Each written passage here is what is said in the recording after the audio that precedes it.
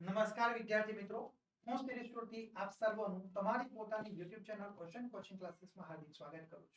વિદ્યાર્થી મિત્રો, તમે જેની ખૂબ જ આતુરતાપૂર્વક રાહ જોઈ રહ્યા છો એ તમારા માટે દ્વિતીય પરીક્ષા માટે ખૂબ જ મહત્વનું રહેલું એવું વિકાસ પરીક્ષા લક્ષી જે અસાઇનમેન્ટ બુક છે એ સરસ મજાનું નવા રૂપ રંગ અને ડિઝાઇન સાથે તમારા માટે આવી ચૂક્યું છે.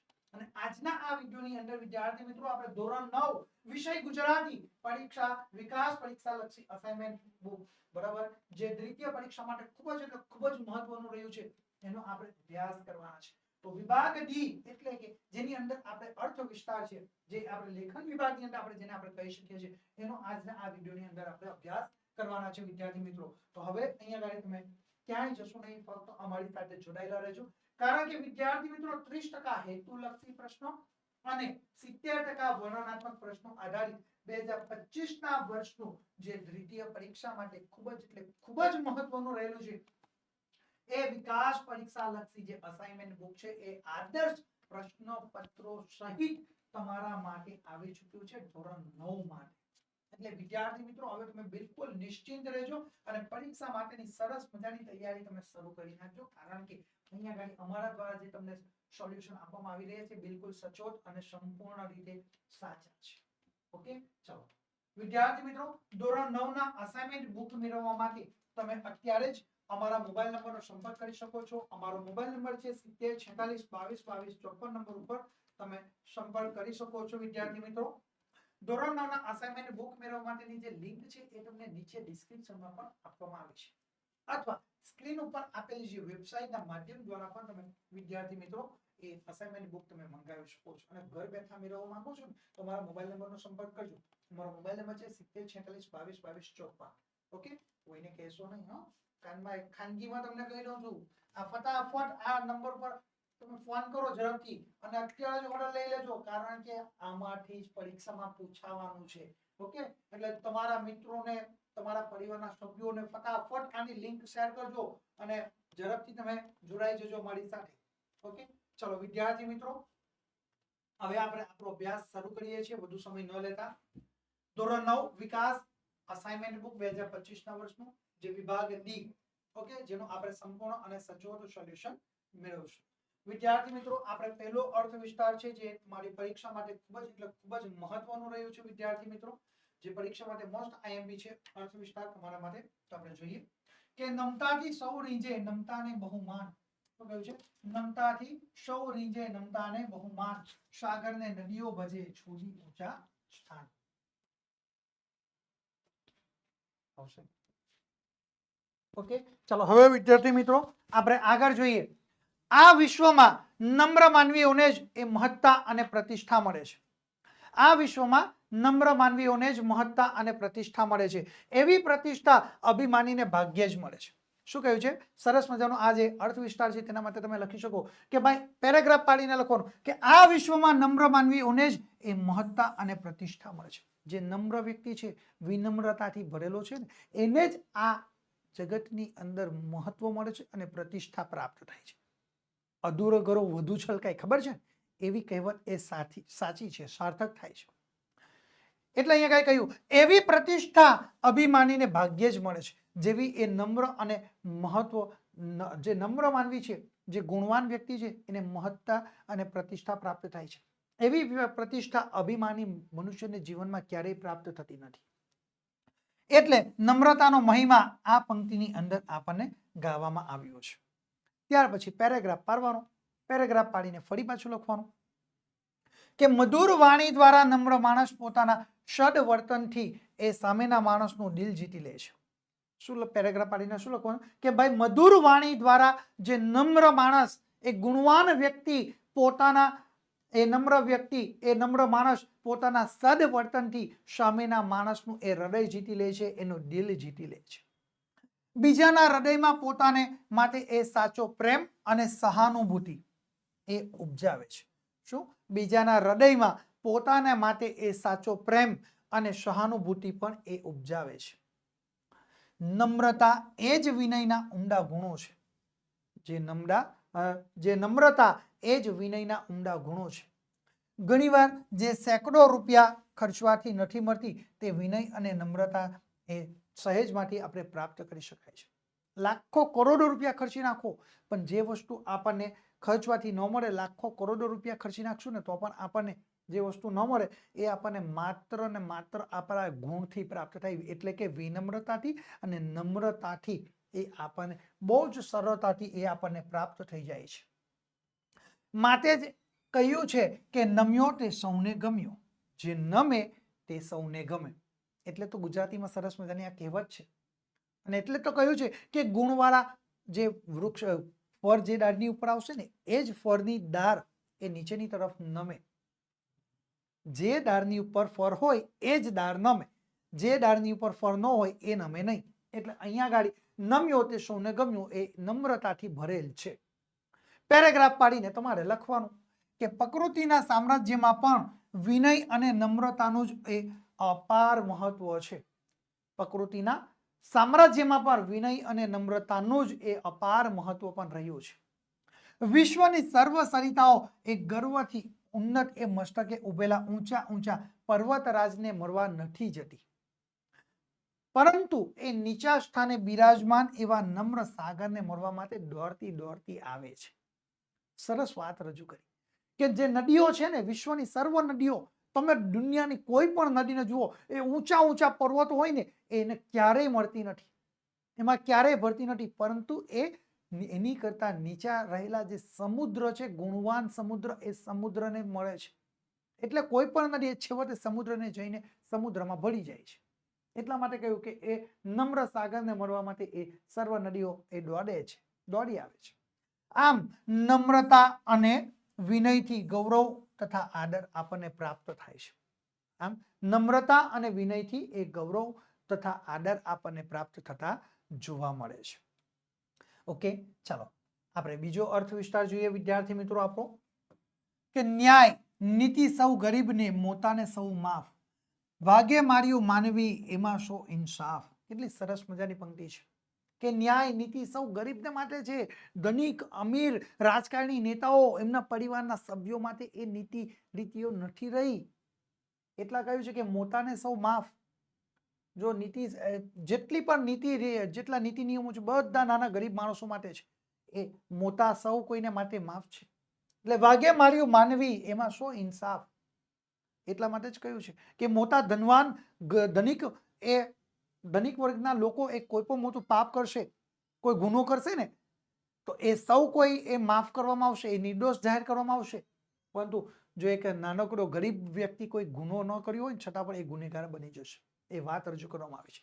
જોઈએ પેરેગ્રાફ પાડીને કવિ લખવાનું, આપણે પેરેગ્રાફ પાડીને લખવાનું કે કવિએ આ પંક્તિઓ દ્વારા સામાજિક વિષમતાને વેધકતાથી રજૂ કરી છે. શું છે? સમાજમાં જે રહેલી વિષમતા છે એને વેધક પ્રશ્નો દ્વારા રજૂ કરી છે કે સમાજમાં બધા જ એ કાયદા ગરીબોને અર્થાત સામાન્ય પ્રજાને લાગુ પડે છે. આપણા સમાજમાં જેટલા કાયદાઓ છે, તમામ કાયદાઓ, સમાજના બધા જ કાયદા ગરીબોને અર્થાત એ સામાન્ય પ્રજાને લાગુ પડતા છે, એ ધનિકોને ક્યારેય લાગુ પડતા નથી. એટલે કહ્યું કે શ્રીમંતો કે રાજકારણીઓને એ ક્યારેય લાગુ પડતા નથી. એ કાયદાઓ નિયમો ક્યાંય એ ધનવાન વ્યક્તિઓને કે રાજકારણીઓને લાગુ પડતા નથી. પેરેગ્રાફ પાડો, ફરી પાછું લખો. કવિએ વાઘનું દ્રષ્ટાંત આપીને આપણા સમાજની વિષમતાને ખુલ્લી પાડેલ છે. વાઘના દ્રષ્ટાંત દ્વારા સરસ મજાનું અહીંયા આગળ સમાજમાં રહેલી જે વિષમતા છે તેને ખુલ્લી પાડે છે. ઘેટા બકરા જેવી ગરીબ પ્રજાથી કોઈ ગુનો થાય તો તેને જેલમાં પૂરી દેવામાં આવે છે, એને ફાંસીએ લટકાવી દેવામાં આવે છે. ક્યાં લટકાવી દેવામાં આવે? ફાંસીએ લટકાવી દેવામાં આવે. ઘેટા બકરા જેવી સામાન્ય ગરીબ પ્રજા છે, નાનો ગુનો કરે તો પણ જેલમાં પૂરી દેવામાં આવે, ફાંસીએ લટકાવી દેવામાં આવે. પણ વાઘ જેવા હિંસક જે પ્રાણી છે, એના જેવા જે શ્રીમંતો ને રાજકારણી નેતાઓ કે તેમના કોઈ સગા સંબંધીઓ જો કોઈ પણ પ્રકારનો ગુનો કરશે ને તો તેમને મુક્ત કરવામાં આવે. એને ગુનો કરે છતાં પણ એને છાવરવામાં આવે છે અને છેવટે તેમને કોઈ કાયદા લાગુ પડતો નથી અને તેને કોઈ શિક્ષા પણ કરવામાં આવતી નથી. ઉલટું એમની વિરુદ્ધ બોલનારા પર ખોટો આર ચડાવીને તેને બદનામ કરવામાં પણ આવે છે. શું કરવામાં આવે છે? તેને બદનામ કરવામાં આવે છે, એને સજા કરવામાં આવે છે એના વિરુદ્ધ બોલનારા લોકોને. એટલા માટે સંત તુલસીદાસે સરસ મજાનું એક સંસ્કૃતમાં અહીંયા આપણા માટે વાક્ય કહ્યું છે કે સમર્થ કો નહીં દોષ ગોસાઈ, શક્તિશાળીમાં કોઈ દોષ હોય જ નહીં. જે તાકાતવાન વ્યક્તિ છે, પૈસાથી હોય કે પોતાના બળથી, એનો ક્યાંય કોઈ ગુનો હોતો નથી, કોઈ દોષ હોતો નથી. એમને હાથ લગાડવાનો નહીં કે એની સામે આંગળી પણ ચીંધવાની નહીં. એને આપણે કોઈ જાતનો એની સામે ગુનો કરી શકતા નથી, આપણે કશું જ એને કરી શકતા નથી. તેઓ પ્રજાને છેતરે, ભ્રષ્ટાચાર કરે, ખૂના એ મણકી કરે કે બળાત્કાર કરે તો પણ પોતાની સંપત્તિ અને સત્તાના જોડે તેઓ નિર્દોષ જ પુરવાર થાય. ભલે ને ગમે એટલા મોટા એ છેતરપિંડી કરશે, એ ભ્રષ્ટાચાર કરે, લાખો કરોડોનો ભ્રષ્ટાચાર હોય, કે પછી એ કોઈને હત્યા કરશે કે કોઈનો બળાત્કાર કરે તો એ વ્યક્તિ નિર્દોષ જ એ પુરવાર થાય છે. ગુનો એ ગુનો છે, એ નાનો હોય કે મોટો હોય, સૌ કોઈના માટે ગુનો એ ગુનો જ છે. એ ગુનો સામાન્ય પ્રજા કરે, શ્રીમંત કરે કે રાજકારણીઓ કરે, ન્યાય સૌને માટે સરખો હોવો જોઈએ. એ ગરીબ વ્યક્તિ કરે, ધનિક વ્યક્તિ કરે કે રાજકીય નેતાઓ કરે, કોઈ પણ વ્યક્તિ ગુનો કરે એના માટે સજા, કાયદો એક સમાન હોવો જોઈએ. પણ સમાજમાં સૌને સરખો ન્યાય મળતો નથી અને આજે આપણા સમાજની અંદર કોઈને પણ એક સરખો ન્યાય મળતો નથી. કવિએ ઉપયુક્ત એ પંક્તિઓમાં સમાજની વિષમતા અને ન્યાયની એ પોકળતા પર વેધક કટાક્ષ પણ કર્યો છે. એના ઉપર તેમણે વેધકતાથી કટાક્ષ પણ કરેલો જોવા મળે છે. ચાલો આપણે આગળ જોઈએ. ત્રીજો આપણો અર્થ વિસ્તાર વિદ્યાર્થી મિત્રો, કે પુરુષાર્થ વિના પ્રારબ્ધ એ કેવું છે? પાંગળું છે.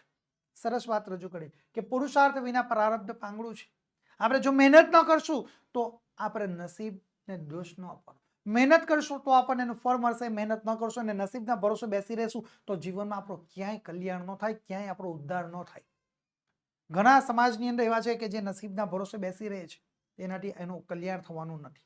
એટલે કવિએ સરસ મજાનું અહીંયા આ પંક્તિને સમજાવી છે પેરેગ્રાફ પાડીને, કે આ પંક્તિમાં કવિએ પુરુષાર્થનું મહત્વ દર્શાવ્યું છે.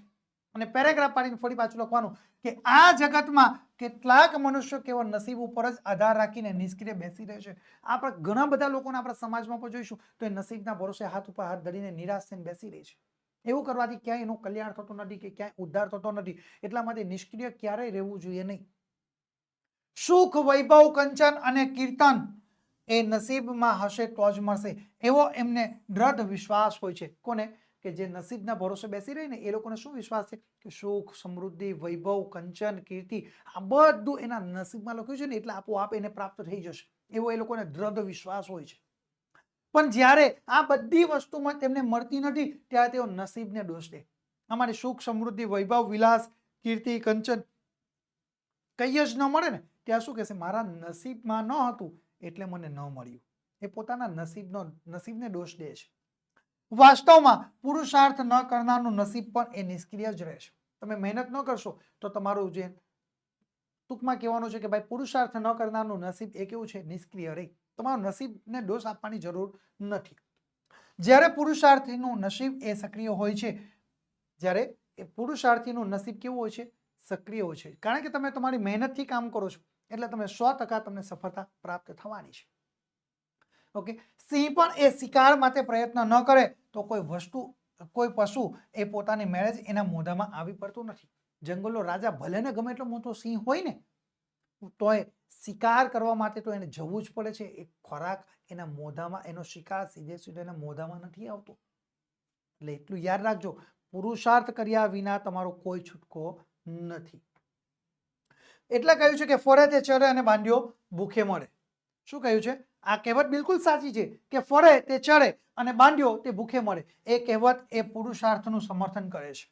આમ કોઈ પણ વસ્તુ એ ફક્ત નસીબથી જ મળી જતી નથી. પ્રારબ્ધમાં હોય તો પણ તે મેળવવા માટે અને એને આપણે શું કરવું પડે? ઉજ્જવળ ભવિષ્યના ભાવિના ઘડતર માટે પુરુષાર્થ એ જરૂરી છે. આપણા ઉજ્જવળ ભવિષ્ય માટે આપણે ચોક્કસપણે પુરુષાર્થ કરવો જ પડશે તો જ આપણે આપણું ભવિષ્યને ઉજ્જવળ બનાવી શકીએ, અન્યથા બનાવી શકવાના નથી. એટલે સરસ પેરેગ્રાફ પાડીને લખવાનું. નેપોલિયન કે અબ્રાહમ લિંકન હોય કે મહાત્મા ગાંધીજી હોય કે બર્નાર્ડ શો હોય વગેરે પુરુષાર્થને બરે જ એ મહાન બની શક્યા છે. આ તમામ જે મોટા વ્યક્તિઓ છે ને, મહાન વ્યક્તિઓ, એ પોતાના એ પુરુષાર્થના બળથી જ એ મહાન બની શક્યા. વિનોબા ભાવે છે ને જ્યારે એ આશ્રમની અંદર જાય છે ને ત્યાં મહાત્મા ગાંધીજી એ શાક સમારતા હોય છે ત્યારે આ દ્રશ્ય વિનોબા ભાવે જોવે ને તેનાથી ખૂબ નવાઈ લાગે છે. એના કારણે એ મહાત્મા ગાંધીજી એ શું બન્યા છે? મહાન બની શક્યા છે. એ મહાપુરુષો બની શક્યા છે. પુરુષાર્થી જ મનુષ્ય પોતાનું ભાગ્ય ઘડી શકે છે. શું? પુરુષાર્થથી જ એ મનુષ્ય પોતાનું ભાગ્યને ઘડી શકે છે. જીવનને સાર્થક એ વ્યક્તિ બનાવી શકે છે. જીવનને સાર્થક બનાવી શકે છે. પુરુષાર્થ વિના પ્રારબ્ધ પર આધાર રાખનારની દશા કેવી થાય છે તે નીચે પદ્યમાં દર્શાવ્યું છે. શું કહ્યું છે? જીવનને સાર્થક બનાવી શકે છે. બરાબર. અહીંયા જો પુરુષાર્થથી જ મનુષ્ય પોતાનું ભાગ્ય ઘડી શકે છે. પોતે પોતાનો ભાગ્ય વિધાતા છે. જીવનને સાર્થક બનાવી શકે છે. પુરુષાર્થ વિના એ પ્રારબ્ધ પર આધાર રાખનારની દશા કેવી થાય છે તે નીચેના પદ્યમાં દર્શાવ્યું છે. પુરુષાર્થ ત્યજી એટલે અહીંયા સરસ મજાની પંક્તિ લખી છે કે પુરુષાર્થ ત્યજી એ અવલંબે એ માત્ર દેવને મહેલના સિંહ શા તેને માથે બેસે છે કાગડા. મહેલના સિંહ શા તેને માથે બેસે છે કાગડા. ભલે ને મોટા ગમે એટલા મહેલ હોય તો એના સીસા સિંહાસન હોય છે બરાબર કે ગમે તે વસ્તુ હોય પણ છતાં ત્યાં તો કાગડાઓ તો આવે તો છે જ. બરાબર. એ વાત અહીંયા આગળ બિલકુલ સાર્થક થયેલી જોવા મળે છે. ચાલો આગળ આપણે જોઈએ ચોથો અર્થ વિસ્તાર જોઈએ વિદ્યાર્થી મિત્રો આપણે અહીંયા આગળ. ઓકે. તો સોબત કરતા શ્વાનની બે બાજુનું દુઃખ ખીજ્યું કર દે પિંડીએ રીંજ્યું ચાતે મુખ. ઓકે. અહીંયા જો સરસ વાત રજૂ કરી છે. સોબત કરતા શ્વાનની બે બાજુનું દુઃખ એટલે જો કૂતરાનો આપણે સંગ કરીશું ને તો આપણને બે બાજુથી એ નુકસાન છે. જો એ અહીંયા એટલે કહ્યું કે ખીજ્યું કર દે પિંડીએ રીંજ્યું ચાતે મુખ. જો એ ખીજવાઈ જશે ગુસ્સે થશે કૂતરું તો એ આપણને કર દે છે અને એ પિંડીએ રીંજ્યું ચાતે મુખ. જો એમ જ રહેશે એ ખુશ થશે ને એ લાગણી વહાલ દર્શાવે ને તો એ પોતાની જીભ વડે આપણને ચાટશે. તે જીભ વડે જ્યારે ચાટે છે ને તેની જીભમાં રહેલા જે કીટાણુઓ છે ને તે આપણા શરીરની અંદર પ્રવેશ કરે ને આપણે બીમાર થઈએ. એવી જ રીતે દુર્ગુણો દુર્જન વ્યક્તિની વાત રજૂ કરવામાં આવી છે અહીંયા આગળ.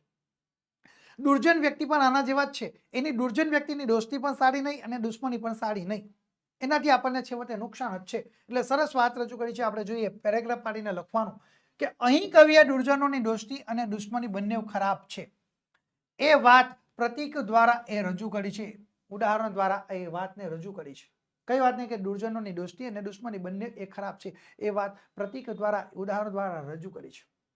દુર્જનો બંને રીતે એ બુરા હોય છે. દુર્જન વ્યક્તિ કેવા છે? બંને રીતે એ બુરા હોય છે. તેમનો મૂળભૂત સ્વભાવ કદાપી છોડતા નથી. દુર્જન વ્યક્તિ કેવા છે? એ પોતાનો મૂળભૂત સ્વભાવ ક્યારે પણ છોડે નહીં. એનું એક સરસ ઉદાહરણ આપું કે ઋષિ મુનિ છે ને એનો સ્વભાવ છે ને એ પરોપકારનો છે, સજ્જનનો છે. અને વીછી છે ને એનો સ્વભાવ દુર્જનનો.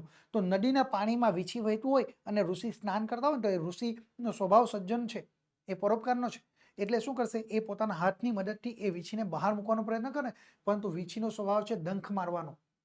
એટલે એ વીછી ઋષિ ભલે એને બચાવવા માટે હાથમાં લેશે ને છતાં પણ એ વીછી એ ઋષિને ડંખ મારે.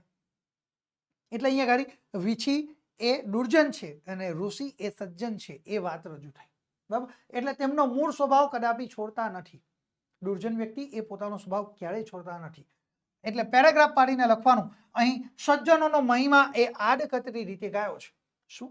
અહીં સજ્જનોનો સ્વભાવ મહિમા આડકતરી રીતે ગાવામાં આવ્યો છે. દુર્જનો એ શ્વાન કૂતરા જેવા હોય. દુર્જન વ્યક્તિ કોના જેવા હોય? શ્વાન કૂતરા જેવા હોય. કૂતરાની સોબત કરવાથી બંને બાજુનું દુઃખ જોવા મળે. કૂતરાનો સોબત કરવાથી બંને બાજુનું દુઃખ જોવા મળે. ખીજાય તો કરી દે છે અને રીંજે તો પોતાની જીભથી આપણને એ ચાટે છે.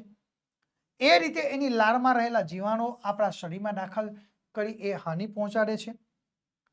એ જ્યારે જીભ દ્વારા આપણને ચાટે ત્યારે એનાથી શું થાય?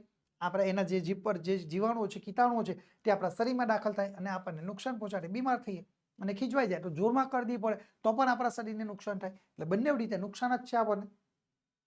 પેરેગ્રાફ પાડીને લખવાનું કે દુર્જનોની રીત પણ આવી જ હોય છે. શું? દુર્જનોની જે રીત છે એ આવી જ હોય છે. ખુશ થાય ત્યારે એ અતિ વિવેકી દેખાય, આપણને હલકા પાડે છે. ખુશ થઈ જાય, ખૂબ ખુશ થાય ને અતિ વિવેકમાં આવે ત્યારે આપણને હલકા પાડે છે. અને ન સ્વીકારે તો ખીજાઈ જાય છે અને ન સ્વીકારે તો એ શું કરે? ખીજાઈ જાય છે અને છેવટે આપણને એ નુકસાન કરે છે. તેથી એવા લોકોથી આપણે દૂર રહેવામાં જ આપણી ભલાઈ રહેલી છે. તેથી આપણે દુર્જન લોકોથી આપણે દૂર રહેવામાં જ આપણી ભલાઈ પણ રહેલી જોવા મળે છે. ઓકે. ચાલો હવે આપણે આગળ જોઈએ વિદ્યાર્થી મિત્રો. અહીંયા આગળ પાંચમો આપણો અર્થ વિસ્તાર છે કે વિદ્યા પુસ્તકમાં અને પર કબજામાં ધન. શું? વિદ્યા પુસ્તકમાં અને પર કબજામાં ધન, ભીડ પડે કામ ના આવે એ વિદ્યાને ધન. ભીડ પડે કામ ના આવે એ વિદ્યાને ધન. ઓકે. ચલો અહીંયા સરસ મજાનો આપણે પંક્તિ પેરેગ્રાફ પાડીને લખી શકીએ છીએ કે આ પંક્તિઓમાં કવિ કહે છે કે પુસ્તકમાં રહેલી વિદ્યા અને પારકા પાસે આપણું ધન રહેલું આપણને જરૂર હોય ત્યારે કામ આપણા ઉપયોગમાં આવતા નથી. સરસ વાત કરી છે કે પુસ્તકમાં રહેલી જે વિદ્યા અને પારકા પાસે રહેલું જે આપણું ધન આપણને ખરેખર જ્યારે જરૂર હોય ને ત્યારે એ આપણા કામમાં આવતું નથી. એટલે પુસ્તક આપણે ઘરમાં ગમે એટલા પડેલા હોય ને આપણે મૂકી રાખશું તો એની વિદ્યા કામ ન આવે. એ પુસ્તકનું આપણે વાંચન કરશું તો આપણને વિદ્યા પ્રાપ્ત થશે. એવી રીતે આપણું ધન બીજા પાસે મૂકશું તો એ કામમાં નથી આવવાનું. એ ધન આપણે આપણી પાસે રાખશું ને તો જ આપણા ઉપયોગમાં આવશે. એટલે કહ્યું કે પુસ્તકમાં રહેલી વિદ્યા અને પારકા પાસે રહેલું આપણું ધન આપણને જરૂર હોય ત્યારે આપણા ઉપયોગમાં આવતા નથી. સરસ રીતે પેરેગ્રાફ પાડીને લખવાનું. ત્યાર પછી પેરેગ્રાફ પાડીને લખવાનું કે વિદ્યા માનવીને મુશ્કેલીઓમાંથી એ સાચો રાહ દેખાડે છે. શું છે કે ભાઈ વિદ્યા એ માનવીને મુશ્કેલીઓમાંથી સાચો રાહ દેખાડે છે. વિદ્યા ચોપડીમાં જે રહેલું જ્ઞાન છે ને એ જો આપણે વાંચ્યું હોય વિદ્યા, એ વિદ્યા માનવીને ખરેખર મુશ્કેલીના સમયમાં શું થાય છે એ સાચો માર્ગ દેખાડે છે, એની રાહ દેખાડે છે. પરંતુ મુશ્કેલી આવે ત્યારે તેને ઉકેલ શોધવા માટે એ પુસ્તકોમાં પાના ઉઠલાવવા ન બેસાય. પરંતુ જ્યારે આપણા જીવનમાં મુશ્કેલી આવી જાય ને ત્યારે આપણે ચોપડી લઈને પુસ્તકો લઈને એને આપણે પાના ફેરવવા બેસીએ તો એ કામ ન લાગે. પરીક્ષા જ્યારે આવે ત્યારે આપણે ચોપડાના પાના ફેરવશું તો કામ ન લાગે. એના માટે વર્ષની શરૂઆતથી આપણે જો પાના ફેરવ્યા હોય ને તો એ આપણા માટે ખૂબ મહત્વનું સાબિત થાય. બરાબર. વિદ્યા તો આપણી કોઠાસૂઝમાં ઉતરેલી હોવી જોઈએ. શું છે? વિદ્યા તો આપણી કોઠાસૂઝમાં ઉતરેલી હોવી જોઈએ. એ રીતે આપણું ધન આપણે પારકા પાસે મૂક્યું હોય પણ મુશ્કેલી વખતે કામ ન આવે તો એ ધન શા કામનું? ભલે ને આપણી પાસે લાખો કરોડો રૂપિયા હોય પરંતુ એ અન્યની પાસે મૂકેલું હોય ને ખરા સમય આપણને જ્યાં જરૂર હોય ત્યારે કામમાં ન હોય તો એની કોઈ જ કિંમત નથી. એ શું કામનું છે એ ધન જે આપણા કામમાં ન આવ્યું? તેથી આપણું ધન આપણી પાસે જ રાખવું જોઈએ. શું? તેથી આપણું ધન આપણી પાસે જ આપણે રાખવું જોઈએ જેથી જરૂર પડે ત્યારે ઉપયોગમાં આવી શકે. તેથી શું કહ્યું છે? તેથી આપણું ધન આપણી પાસે જ આપણે રાખવું જોઈએ જેથી જ્યારે આપણને જરૂર પડે ત્યારે આપણે તેનો ઉપયોગ કરી શકીએ અને છતે પૈસે દુઃખી થવાનો વારો ન આવે. અને આપણી પાસે પૈસા હોય છતાં આપણે દુઃખી થવાનો વારો ન આવે એટલા માટે. ઓકે, ચાલો હવે વિદ્યાર્થી મિત્રો આપણે આગળ જોઈએ. બરાબર. આગળ આપણે જોઈશું 6થા નંબરનો જે આપણો અર્થ વિસ્તાર છે. બરાબર. કે મિત્ર એવો શોધવો ઢાલ સરીખો હોય. શું? મિત્ર એવો શોધવો જે ઢાલ સરીખો હોય, સુખમાં પાછળ પડી રહે ને દુઃખમાં આગળ હોય. શું? મિત્ર એવો શોધવો જે ઢાલ સરીખો હોય, સુખમાં પાછળ પડી રહે અને દુઃખમાં આગળ હોય.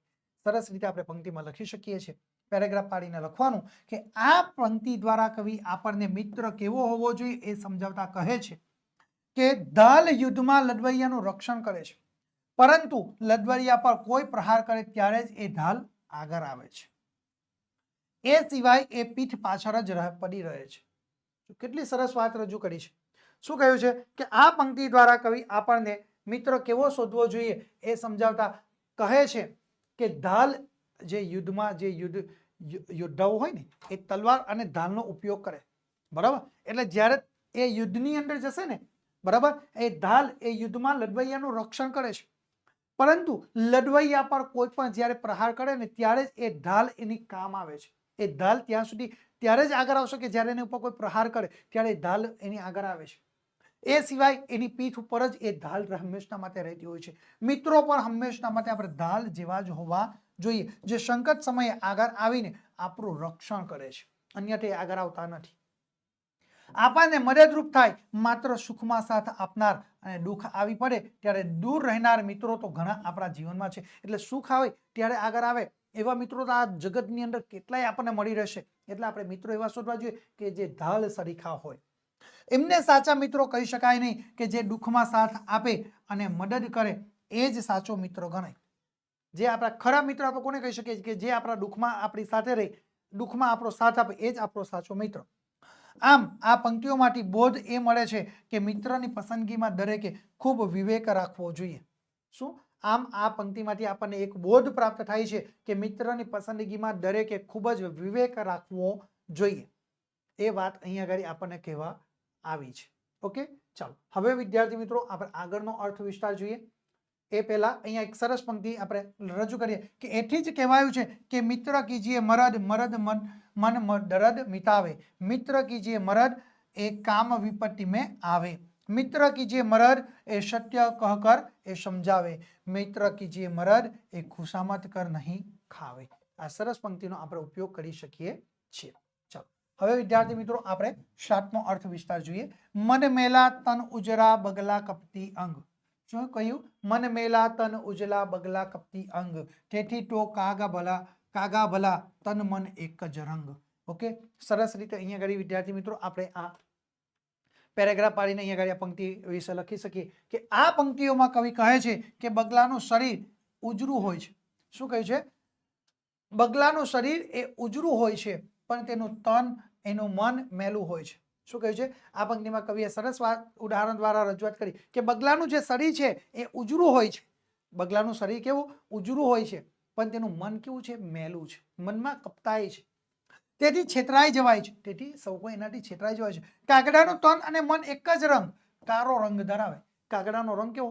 કાળો, એનું મન પણ કેવું? કાળું, બંને એક જ રંગ ધરાવે, તેથી છેતરાઈ જવાતું નથી, જેથી આપણે કાગડાથી છેતરાતા નથી। સમાજમાં કેટલાક લોકો બગલા જેવા હોય, સમાજની અંદર આપણને આવા ઘણા બધા લોકો જોવા મળે કે જેનાથી આપણે છેતરાઈ જઈએ છીએ, એનાથી આપણે છેતરાઈ જઈએ। એ ફક્ત અને ફક્ત સારો દેખાવનો ઢોંગ કરે છે, તેમના બાહ્ય દેખાવથી લોકો અંજાઈ જાય છે પરંતુ છેવટે છેતરાઈ જાય છે। શું? તેમના બાહ્ય દેખાવથી લોકો અંજાઈ જાય છે, આકર્ષાઈ જાય, પરંતુ છેવટે એને છેતરાય છે, પસ્તાવો થાય છે। તેઓના આચાર અને વિચારમાં ઘણો બધો તફાવત પણ રહેલો છે, અને આ લોકોના આચાર અને વિચારમાં ઘણો બધો ફેર રહેલો છે। તેના કરતા આચાર અને વિચારમાં સામ્ય ધરાવતા એ કપટી લોકો સારા, કારણ કે તેમનાથી છેતરાતું નથી। શું કહ્યું છે? તેના કરતા એ આચાર અને વિચારમાં સામ્ય ધરાવનારા લોકો સારા, કે જે લોકો, જે કપટી લોકો સારા, કારણ કે તેનાથી કોઈ જ આપણે છેતરાતું નથી। કારણ કે બધાને જ ખબર છે કે ભાઈ આ કપટી છે તો એનાથી કોઈ છેતરાવાનું નથી, પરંતુ પેલા તો બહારથી દેખાવનો સારો પણ મનમાં એ પુષ્કળ પ્રમાણની કપટાઈ હોય, ઈર્ષ્યા હોય। આપણે આવા બગલા ભગતથી ચેતતા રહેવું જોઈએ। શું કહ્યું છે? આપણે આવા બગલા ભગતોથી આપણે હંમેશા માટે ચેતતા રહેવું જોઈએ, એ વાત અહીંયા આગળ રજૂ કરી છે। ચાલો હવે આપણે આગળ જોઈએ વિદ્યાર્થી મિત્રો। આઠમો અહીંયા આગળ અર્થ વિસ્તાર છે। નિશાન ચૂક માફ નહીં માફ નીચું નિશાન। શું કહ્યું છે? નિશાન ચૂક માફ નહીં માફ નીચું નિશાન, બરાબર। નિશાન ચૂક માફ, તમે લક્ષ્ય લેશો પરંતુ એ તમે સિદ્ધ ન કરી શકો, એ ટાર્ગેટ તમે જે તમારો હેતુ છે, જે ટાર્ગેટ છે એને તમે એચીવ ન કરી શકો ને તો કઈ વાંધો નહીં, એ લક્ષ્ય સુધી તમે ન પહોંચી શકો તો કઈ વાંધો નહીં, પરંતુ તમારું નહીં માફ નીચું નિશાન, પરંતુ જો તમે તમારું લક્ષ્ય નીચું રાખશો ને એને જીવનમાં ક્યારેય માફ કરી શકાય નહીં। એટલે અહીંયા આગળ આ પંક્તિમાં સારી વાત કહેવામાં આવી છે, બરાબર। કે જોઈએ આપણે પેરેગ્રાફ પાડીએ કે આ પંક્તિમાં કવિએ જીવનના ઉચ્ચ ધ્યેય અને આદર્શની એ મહત્તા પણ દર્શાવી છે। પેરેગ્રાફ પાડીને લખવાનું કે દરેક મનુષ્ય સદા પોતાનું સાધ્ય તો ઊંચામાં ઊંચું જ રાખવું જોઈએ। શું? દરેક મનુષ્ય સદા પોતાનું સાધ્ય, લક્ષ્ય, ધ્યેય એ ઊંચામાં ઊંચું જ રાખવું જોઈએ। ભલે તમે એને સિદ્ધ ન કરી શકો આજે નહીં તો કાલે, તમે ચોક્કસપણે એને સિદ્ધ કરશો। એટલે કહ્યું છે કે ભાઈ મનુષ્ય સદા પોતાનું સાધ્ય તો ઊંચામાં ઊંચું જ રાખવું જોઈએ। વિદ્યાર્થી એ માત્ર પાસ થવાની જ આશા ન રાખતા પ્રથમ શ્રેણી કે વિશેષ યોગ્યતા મેળવવાની અભિલાષા રાખવી જોઈએ। ઘણા બધા વિદ્યાર્થી પરીક્ષામાં માત્ર પાસ થવાશે બસ એટલું જ એના માટે પૂરતું, એવી આશા રાખવાની નથી। આપણે પરીક્ષામાં સારામાં સારા અને શ્રેષ્ઠ ગુણ A1માં આવીને A1માં જ આપણે આવવાનું છે, પ્રથમ શ્રેણી કે વિશેષ યોગ્યતા મળવાની જ છે, એવી અભિલાષા આપણે જિજ્ઞાસા રાખવી જોઈએ। દેશ સેવકે કેવળ ભાષણો આપી દેશ સેવાનો દાવો કરવાને બદલે જરૂર પડે એ પોતાના પ્રાણ આપવા પણ તત્પર રહેવું જોઈએ। કેટલાક નેતાઓ એવા છે કે ફક્ત અને ફક્ત શું કરે? ભાઈ દેખાવ, ભાષણ જ આપતા રહે, બરાબર, દેશ સેવાનો એ દાવો કરે, બરાબર, એના બદલે આપણે શું છે ભાઈ જરૂર પડે તો પોતાના પ્રાણની આહુતિ પર આપવા માટે તૈયાર રહેવું જોઈએ। આમ ઉચ્ચ ધ્યેય રાખનાર ભલે એ નિષ્ફળ જાય છતાં તે ક્ષમાને યોગ્ય છે। ઊંચું ધ્યેય રાખશે તો ભલે તમે તમારા જીવનમાં નિષ્ફળ જાઓ તો એ તમને એ માફ કરશે, બરાબર। એ નિષ્ફળ જાય છતાં તે ક્ષમાને યોગ્ય છે, એ ક્ષમાને અને એને આપણે માફી આપવાને લાયક છે। તેની નિષ્ફળતા જ તેના ધ્યેયની એ મહત્તા એ પુરવાર કરે છે। શું છે? તેની નિષ્ફળતા જ તેના ધ્યેયની એ મહત્તા પુરવાર કરે છે। પણ તદ્દન નીચું, હલકું કે તુચ્છ ધ્યેય રાખી સફળ થતો માનવી એ નિંદા પાત્ર છે। શું? બિલકુલ નીચામાં નીચું ધ્યેય રાખે ને એ વ્યક્તિ તો ગમે ત્યાંથી એ સફળ થાય, બરાબર, એ નિંદાને પાત્ર થાય। એટલે કહ્યું કે કાળા બજાર કે ખોટા ધંધા કરી કરોડપતિ થતો વેપારી એ સમાજનો કાટ છે। આજે આપણા સમાજની અંદર ઘણા બધા લોકો જે કાળાબજારી કરે કે ખોટા ધંધા કરશે અને કરોડપતિ ને લાખોપતિ ને અબજોપતિ બનશે, એ મોટામાં મોટો વેપારી એ સમાજનો આજે કાટ છે. લોખંડ ઉપર જેવી રીતે જંક લાગે છે તેવી રીતે એ વેપારી એ સમાજનો કાટ છે. તેનું ધન, તેની દુષ્ટતાનું જ એ પ્રતીક છે. વળી નીચું કે હલકું ધ્યેય એ રાખી જીવવામાં એને ક્યાંય કોઈ પણ પ્રકારનો એ માનવીનું ગૌરવ શું, જે નીચું ધ્યેય રાખશે એ માનવીનું ગૌરવ શું, એને સમાજમાં સૌ કોઈ એને મહેરા તોણા મારશે, એની પ્રતિષ્ઠાનું શું. ઉચ્ચ આદર્શો સિદ્ધ ન થાય તો પણ તે માટે કરેલા પ્રયત્નમાં માનવીની મહત્તા સિદ્ધ થાય છે. શું કહ્યું છે? ઉચ્ચ આદર્શો સિદ્ધ ન થાય તો પણ તે માટે કરેલા પ્રયત્નમાં એ માનવીની મહત્તા છે. તમે ભલે લક્ષ્ય ઊંચું રાખ્યું, સિદ્ધ ન થાય તો પણ તમારી મહત્તા તો એટલી જ રહેશે, એ તમારી ઘટવાની નથી. મહારાણા પ્રતાપ અને સુભાષચંદ્ર બોઝ પોતાનું ધ્યેય એ પૂરેપૂરું સિદ્ધ નહોતા કરી શક્યા, છતાં કોણ કહી શકે છે કે તેમની કુરબાની એ વ્યર્થ ગઈ છે? મહારાણા પ્રતાપ તમે જુઓ, સુભાષચંદ્ર બોઝને તમે જુઓ, એ પોતાનું સિદ્ધ લક્ષ્ય ખૂબ ઊંચું રાખ્યું, ભલે સિદ્ધ ન થયા, એ અધૂરા રહી શક્યા, છતાં કોઈ આજે કહી શકે છે કે તેમની કુરબાની એ વ્યર્થ ગઈ છે? આજે સૌથી પહેલા આમના નામ લેવામાં આવે છે, મહારાણા પ્રતાપ અને સુભાષચંદ્ર બોઝને યાદ કરવામાં આવે છે જ્યાં કુરબાનીની વાત આવે છે ત્યારે. જેનો આદર્શ મહાન તેનું જીવન મહાન. શું છે? જેનો આદર્શ મહાન છે તેનું જીવન પણ મહાન છે. તેનું લક્ષ્ય તુચ્છ, જેનું લક્ષ્ય તુચ્છ તેનું જીવન પણ તુચ્છ છે. માટે મનુષ્ય પોતાની સમક્ષ એ સદા ઉચ્ચ અને ઉજ્જવળ ધ્યેય રાખવું જોઈએ. શું? જેનું લક્ષ્ય તુચ્છ તેનું જીવન પણ તુચ્છ છે. એટલા માટે મનુષ્ય પોતાના એ સમક્ષ સદા ઉચ્ચ અને ઉજ્જવળ ધ્યેય એ રાખવું પણ જોઈએ. ચાલો વિદ્યાર્થી મિત્રો, આપણે આગળ જોઈએ 9 નંબરનો આપણો અર્થ વિસ્તાર. આવ નહીં આદર નહીં, નહીં નયનોમાં ને, તે ઘર કદી ન જઈએ ભલે કંચન વર્ષે મેં. કેટલી સરસ વાત કરી છે કે આવ નહીં આદર નહીં, નહીં નયનોમાં ને, તે ઘર કદી ન જઈએ ભલે કંચન વર્ષે મેં. જે જગ્યા ઉપર આપણું માન સન્માન આપણને મળતું ન હોય તે ઘરમાં આપણા માટે 2 મિનિટ માટે પણ આપણે રોકાવું નકામું છે. ભલે ને લાખો કરોડો રૂપિયા એ ઘરની અંદર હોય પણ આપણે એ ઘરમાં ક્યારેય જવું પણ જોઈએ નહીં. ઓકે, પેરેગ્રાફ પાડીને સરસ મજાની આપણે અહીંયા સમજૂતી લખી શકીએ કે પ્રસ્તુત પંક્તિઓમાં કવિ માનવને સ્વમાની બનવાની એ સલાહ આપે છે. સ્વમાની, પોતે પોતાના પગભર બનવાની એ સલાહ આપે છે. કવિ કહે છે કે ઘણીવાર એવું બને છે કે આપણે આપણા કરતા વધારે એ ધનવાન કે ઊંચી વર્ગ ધરાવતા માણસોના ઘરે જઈએ અને ત્યાં આપણને કોઈ આવો એમ પણ કહેતું નથી, આપણને મીઠો આવકાર પણ આપતું નથી. એવા વ્યક્તિના ઘરે આપણે ક્યારેય જવું ન જોઈએ. ભલે આપણી કરતા એ ગમે એટલો ધનવાન હોય, એ ઉચ્ચ વર્ગ ધરાવતો માણસ હોય, તો એના ઘરે જોઈએ અને આપણને આવકાર ન આપે મીઠો, તો એમને ત્યાં ફરી પાછું ક્યારેય જવું જોઈએ નહીં. આપણને જોઈને એમની આંખો હસી ઉઠતી નથી, આંખોમાં સ્નેહનો કોઈ ભાવ દેખાતો નથી, તો આવા ઘરે ક્યારેય જવું જોઈએ નહીં. આપણે જઈએ ને એનું કોઈ આપણને એના આંખમાં લાગણીના ભાવ ન જોવા મળે, એના હૃદયમાં ભાવ ન જોવા મળે, મીઠો આવકાર ન મળે, તેવા વ્યક્તિને ત્યાં આપણે ક્યારેય જોવું જોઈએ નહીં. કારણ કે સામેની વ્યક્તિની આંખોમાં કે મનમાં એ આવકારનો કોઈ ભાવ જ ન હોતો નથી. એવું સન્માન વગરનું કોઈના ઘરે જવું જોઈએ એ ઉચિત નથી. માટે કવિ કહે છે કે આવકાર વિનાના, માનવતા વિનાના, સ્નેહ વિનાના ઘરમાં ભલે ને સોનાનો વરસાદ વરસતો હોય, ભલે ગમે એટલો ધન વિલાસ સંપત્તિ, બરાબર, લાખો કરોડો રૂપિયાનો પૈસા હોય, પણ એના ઘરે આપણે અદરક સંપત્તિ હોય તો પણ એવા વ્યક્તિના ઘરે આપણે જવું જોઈએ નહીં. એવા વ્યક્તિના ઘરે આપણે પગ પણ મૂકવો જોઈએ નહીં. માણસ એ તો ભાવનાનો ભૂખ્યો છે, બીજાના રૂપિયા કે ધનને કોઈ કામ લાગતું નથી. આજે દરેક મનુષ્ય એ આવકાર માનનો ભૂખ્યો છે. એના માટે ધન દોલત સંપત્તિ એ બધું નકામું છે સાહેબ, ક્યાંય કોઈ કામ આવતું નથી. માણસના 2 મીઠા વેણ તેના દુઃખને હરવું કરે છે. તમે કોઈક વ્યક્તિને ભલે ગમે એટલું દુઃખ પડ્યો પણ તમે એના ખાલી ખભા ઉપર, માથા ઉપર હાથ ગઈને મૂકશો અને કહેશો કે સારું થઈ જશે, એટલામાં એની લાગણી, જે લાગણી ભરેલા તમારા શબ્દો, એના જે ગમે એટલું મોટું દુઃખ હશે ને, એ ચોક્કસ એમાંથી થોડી તો એને રાહત થશે. માટે જે વ્યક્તિ આપણી ભાવનાની કદર કરી શકે, જે વ્યક્તિ આપણા માટે સ્નેહ રાખે, એવા જ વ્યક્તિના ઘરે આપણે જવું જોઈએ. પછી ભલે ને એ પ્રેમાળ વ્યક્તિના ઘરે સૂકો રોટલો ખાવા મળે, 32 પકવાનનું નહીં, પણ સાચા પ્રેમ ભાવનું એ મહત્વ જગતમાં છે. એ વાત કવિ આ પંક્તિઓમાં ખૂબ જ સુંદર રીતે સમજાવી શકે છે. એ વાત તેમણે અહીં આગળ સારી રીતે આપણને સમજાવી છે. ઓકે, ચલો આપણે આગળ જોઈએ. છેલ્લો અર્થ વિસ્તાર છે સફળતા જિંદગીની હસ્તરેખાઓમાં નથી હોતી, ચણાયેલી ઇમારત એના નકશાઓમાં નથી હોતી. અહીંયા વિદ્યાર્થી મિત્રો આપણે સરસ મજાનો જવાબ લખી શકીએ પેરેગ્રાફ પાડીને કે આ પંક્તિઓમાં પુરુષાર્થ પર જ ભાર મૂકવામાં આવ્યો છે. વ્યક્તિની હસ્તરેખામાં એ સફળતાની રેખા હોતી નથી. વિદ્યાર્થી મિત્રો તમારા હાથની રેખાઓમાં તમારી સફળતા ક્યાંય લખેલી દેખાતી નથી. જો તમે પુરુષાર્થ કરશો, મહેનત કરશો તો જ તમે તમારા જીવનમાં સફળ થઈ શકવાના છો. બાકી ક્યાંય હાથના ભરોસે, હાથની રેખાના ભરોસે બેસશો તો તમે જીવનમાં ક્યારેય તમે પ્રગતિ કરી શકવાના નથી. પરંતુ એ સફળતા મેળવવા માટે વ્યક્તિએ જિંદગીમાં પુરુષાર્થ તો કરવો જ પડશે. પુરુષાર્થનું મહત્વ સમજાવવા એ ઇમારતનું દ્રષ્ટાંત અપાયું છે. મોટામાં મોટી બિલ્ડિંગ હોય ને એ માત્ર ને માત્ર નકશામાં દર્શાવેલી હોય, બરાબર, એનો ગ્રાફ તૈયાર થયેલો હોય, બાકી એ બિલ્ડિંગ આખી નકશાની અંદર ઊભી થતી જોવા મળતી નથી. ઇમારતનો નકશો એ કાગળ પર દોરી શકાય છે. આજના કમ્પ્યુટર યુગમાં એનિમેશનની મદદથી એ સુંદર ઇમારત દર્શાવી શકાય છે, પરંતુ કાગળમાં દોરેલા ઇમારતના નકશામાં કે કોમ્પ્યુટરમાં દર્શાવેલ એ એનિમેશનમાં રહી શકાતું નથી.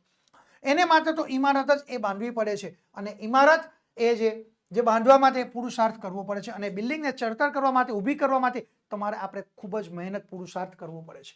એમાં ધન, બાંધકામ માટેની સાધન સામગ્રી, મજૂરો વગેરે જે કંઈ જરૂરી હોય તેનો આપણે ઉપયોગ કરવો પડે છે. આમ જિંદગીમાં કોઈ પણ વસ્તુ મેળવવા માટે પુરુષાર્થ એ અત્યંત જરૂરી છે. ઉદ્યમથી જ એ કાર્યોને આપણે સિદ્ધ કરી શકીએ છીએ. વિદ્યાર્થી મિત્રો, આજના આ વિડીયોની અંદર આપણે વિભાગ ડી જે અર્થ વિસ્તાર છે, બરાબર, એની આપણે સંપૂર્ણ અને સચોટ સમજૂતી આપણે મેળવી ચૂક્યા છે. આગળના વિભાગની અંદર વિદ્યાર્થી મિત્રો આપણે એક નવા વિડીયો સાથે ફરી પાછા મળીશું. Thank you.